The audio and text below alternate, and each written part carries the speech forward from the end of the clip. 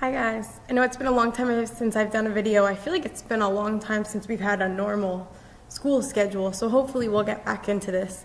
Here I am at school in my classroom on a Saturday. I know you're probably very jealous or you think that I'm crazy. Either way, today what we're going to talk about, very briefly, this is going to be a very quick video, we're going to talk about the beginning of the writing process. And the beginning of the writing process is creating your thesis statement. And your thesis statement is really essentially your entire essay or your entire response. Without a thesis statement, you're just writing stuff down on a piece of paper. Your thesis statement is the conclusion, the idea, the argument, the claim that you have created based on a prompt or based on some sort of reading.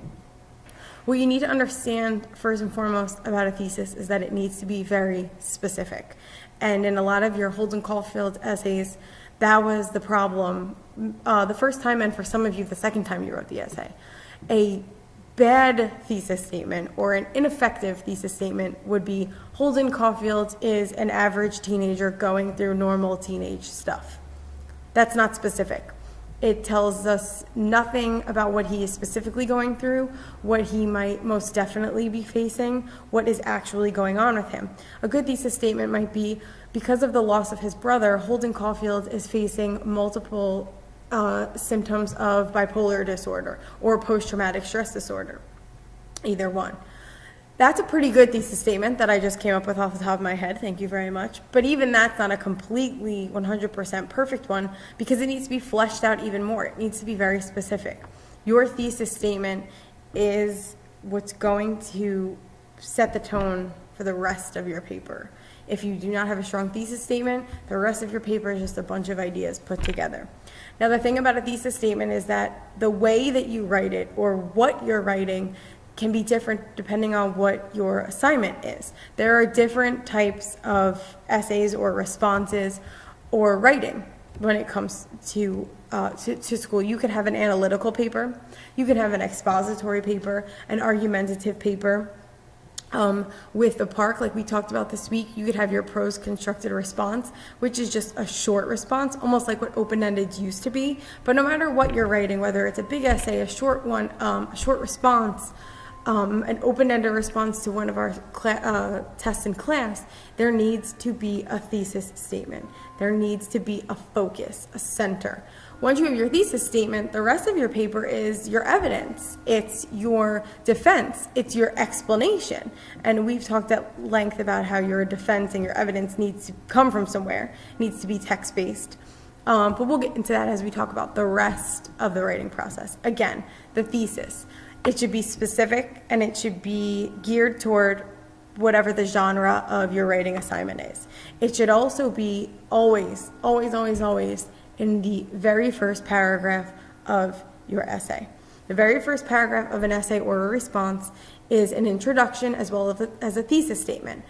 More specifically, your thesis statement is usually the last sentence of your intro paragraph.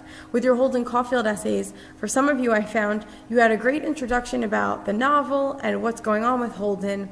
Then you had a couple of examples in your body paragraphs, and then in your conclusion, that's where you put your statement, your thesis statement. That's where you finally said Holden Caulfield is dealing with post-traumatic stress disorder or bipolar syndrome or behavioral disorder, whichever you had chosen. The thesis statement must be in the first paragraph, and more specifically, the last sentence of the first paragraph.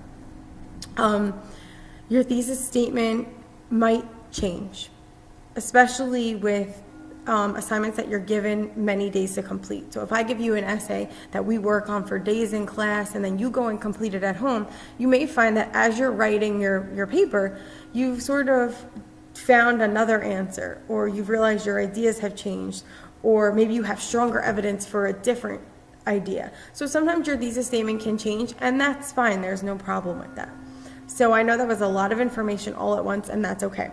Because on Edmodo, I'm going to put, along with this video, a link to the website Purdue OWL, which is from Purdue University. And it's a great writing tool and a great resource for all things writing, not just thesis, but MLA formatting and grammar and the rest of your essays, your body paragraphs, your conclusion. I'm going to put a direct link to the thesis statement page.